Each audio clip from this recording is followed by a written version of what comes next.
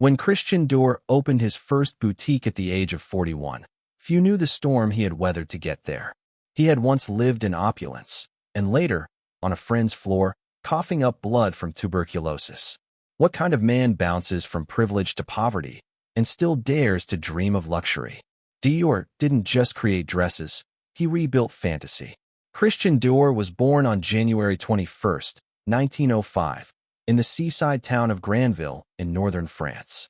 He was the second of 5 children in a wealthy, bourgeois family.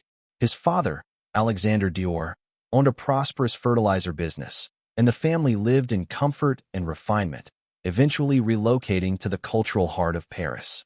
But while the city buzzed with politics and progress, young Christian was drawn elsewhere. He wasn't like the other boys. From a young age, he was fascinated by anything delicate or decorative, sparkling trinkets, elaborate fabrics, and above all, flowers. He would later say that flowers taught him the elegance of form and color. Despite his early passions for art and architecture, Christian was forced to bury his dreams. His father, pragmatic and proud, dismissed the idea that his son could make a living as an artist. A diplomatic career, however, that was respectable. Christian yielded, and in 1925 he enrolled in Sciences Po, Paris's elite school for political science. But his heart was never in it. Still, Christian obeyed, graduating in 1928. Yet almost immediately after, he diverted course. With his father's reluctant financial support, he opened a small art gallery. There was only one condition: the Dior name must never appear on the door. Christian agreed, and in a quiet corner of Paris, his gallery began selling works by modern greats like Picasso, Braque, and Cocteau. The gallery gave Dior a taste of the creative world, but tragedy wasn't far behind. In 1931, the Great Depression hit. His mother passed away, followed soon by his elder brother. His father's business collapsed, and so did Dior's funding. The gallery shut down. By the mid-1930s, the once privileged Christian Dior found himself homeless, penniless, and alone. By the mid-1930s, Christian Dior was at rock bottom. With no gallery, no income, and no family fortune to fall back on, he sold off his remaining artworks just to survive. Eventually, he lost his apartment and ended up sleeping on a friend's floor.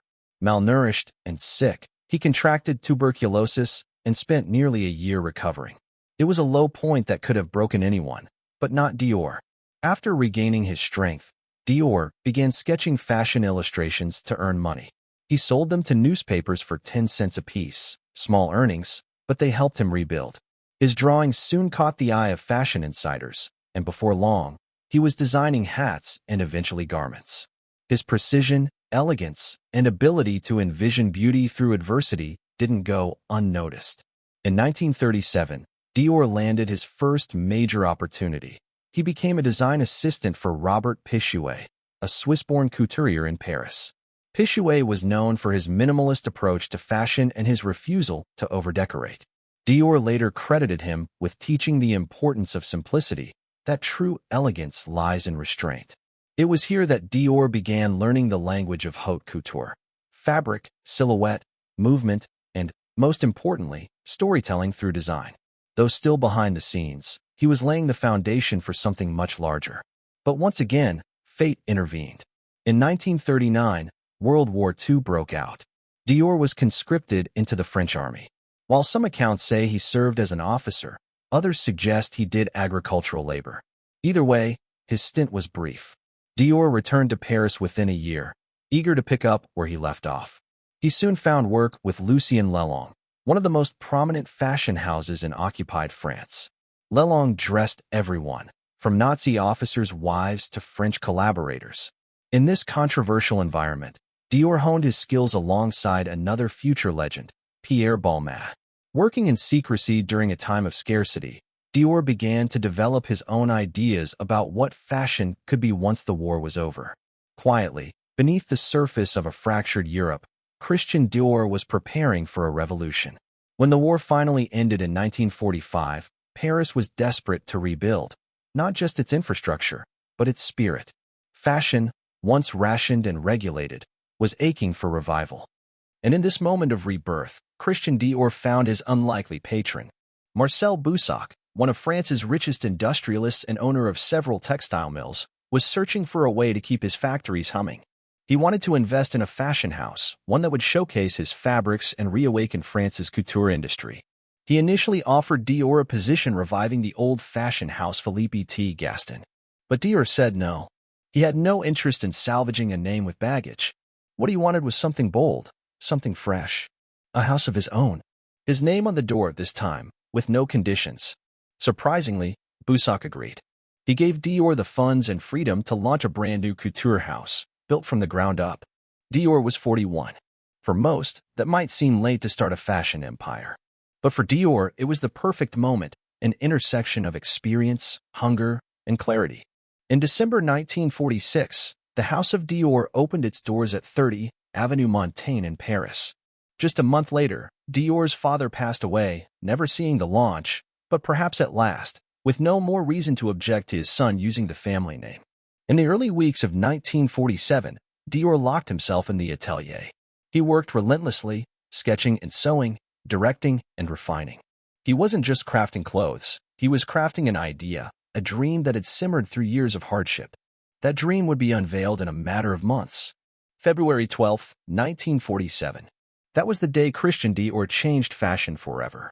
Inside his brand new atelier on Avenue Montaigne, Dior presented his first couture collection to an audience starved of beauty and softness. The show was electric. His pieces, sumptuous dresses with cinched waists, padded hips, and full flowing skirts, were a sharp contrast to the austere, utilitarian styles worn during the war years. He called it the Carole collection, inspired by the petals of a flower.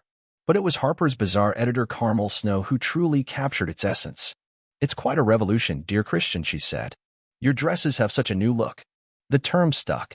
And so was born the new look. The effect was seismic. Dior's silhouettes, opulent and unapologetically feminine, reintroduced glamour at a time when people craved escape from years of struggle. Each dress used up to 20 yards of fabric, scandalous in a world that had just emerged from fabric rationing. But that extravagance was the point. Dior wasn't selling practicality. He was selling fantasy. Women flocked to the House of Dior. Orders poured in. Within months, Dior became the most talked-about name in global fashion. But not everyone was pleased. Coco Chanel, who had spent decades championing androgyny and minimalism, dismissed Dior's designs as backward. "He doesn't dress women," she famously quipped. "He upholsters them." Dior didn't flinch. He saw himself not as a tailor, but as an architect of beauty. "My dresses," he once said, "are ephemeral architecture dedicated to the beauty of the female body." He built an empire on that philosophy. Soon, Dior launched a perfume line, beginning with Miss Dior, named after his beloved sister Catherine. He expanded into accessories and opened boutiques in London, New York, and beyond. Dior wasn't just a brand, it was a global vision. And at its heart was a man who once sketched for 10 cents, now redefining elegance for an entire generation. By the mid-1950s, the House of Dior had become a titan of fashion. It dressed royalty, film stars, and socialites. Its influence stretched across continents. But Christian Dior, ever the perfectionist, kept working tirelessly, each collection more refined, more extravagant, more daring than the last. In 1955, a 19-year-old prodigy named Yves Saint Laurent joined the Dior atelier as an assistant. Dior immediately saw something rare in the shy, sharp-eyed newcomer. Within 2 years, he was grooming him as a potential successor. That decision, it turned out, would become prophetic. In 1957, Dior traveled to Montecatini, Italy, hoping for a much-needed rest. But while there, he suffered a fatal heart attack, his third. He was just 52 years old. The news stunned the fashion world. Paris came to a standstill. Newspapers called it the end of an era. But Dior had planned ahead. In a private letter to his management, he had named Yves Saint Laurent as his artistic heir. It was a bold move. Yves was young, too young, many critics said. But the House of Dior had little choice. With Dior gone, and momentum at stake, Saint Laurent took over. To everyone's surprise, he succeeded. Yves Saint Laurent honored Dior's aesthetic, using similar silhouettes, fabrics, and proportions, but gradually softened the designs, making them easier to wear.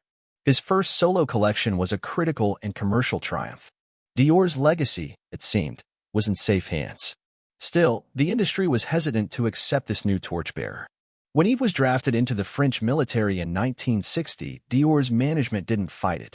They replaced him with Marc Bohan, a steady, conservative designer who brought the house back to Dior's original codes: timeless elegance, restrained luxury. Bohan quietly rebuilt the brand. He modernized the silhouettes for the 1960s while preserving Dior's essential DNA. Under his leadership, Dior expanded globally, from London to Hong Kong, becoming a mainstay on runways and red carpets alike. Yet through all the changes in leadership, one thing never wavered: Christian Dior's original vision. A world where femininity was celebrated, where craftsmanship was sacred, where fashion was more than fabric, it was poetry in motion. Today, the House of Dior stands as a global symbol of luxury and elegance. Now a cornerstone of the LVMH empire, the brand continues to push creative boundaries while honoring its storied past. Under the direction of designers like John Galliano, Raf Simons, and currently Maria Grazia Chiuri, Dior has blended tradition with innovation, offering collections that captivate both critics and consumers. Its influence spans far beyond couture. Dior's fragrances, accessories, and ready-to-wear lines have made it one of the most recognizable and profitable fashion brands on the planet. In the first half of 2021 alone, it generated €7 billion in revenue. The boutique at 30 Avenue Montaigne remains a pilgrimage site for fashion lovers, a living monument to the man who believed in beauty when the world had forgotten it. Christian Dior once said he dreamed of making women not only more beautiful, but also happier. His vision, born from both privilege and pain, redefined what fashion could be: an escape, a celebration, a kind of magic. More than 60 years after his death, that dream still walks the runways. And perhaps that's the real power of Dior, not just to dress the world, but to enchant it.